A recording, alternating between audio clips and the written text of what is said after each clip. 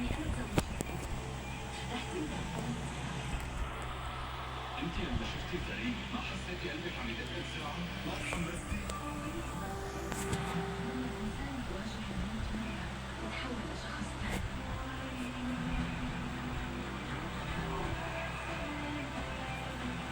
هذا انا فريد حبيبه. بتعرف شو يعني يكون معك وانت عقلك مشغول بحدا غيري على طول؟ بأي ثقة بتجيب هي المرأة على حدا البيت؟ بدك تتزوجني؟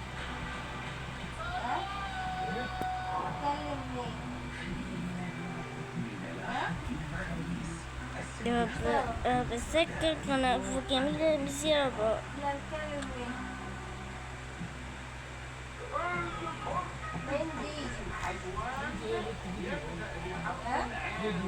ما بتعرف.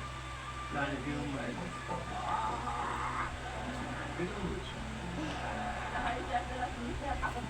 شو سبقتوا تقريبا شو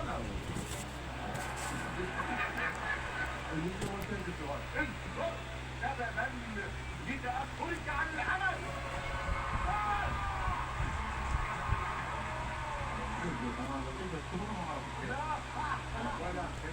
لا عمل ثاني. لا ما سألت. هديك مليان. عائلة الضباح من الأحد إلى الخميس 8 بتوقيت بغداد على ميس العراق.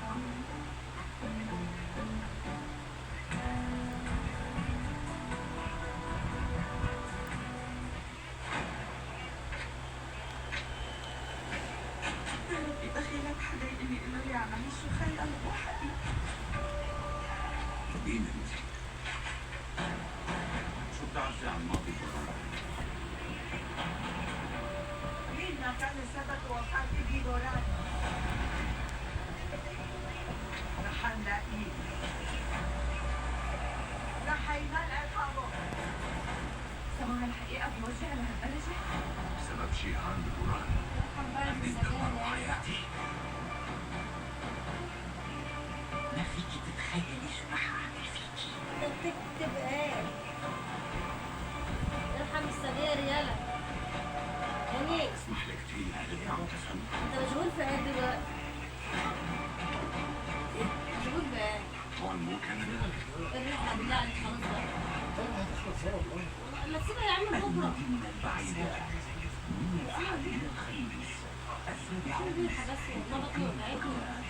على أمس العراق. ها؟ طب والله حلو عليك. والله يهديك والله حرام فينا.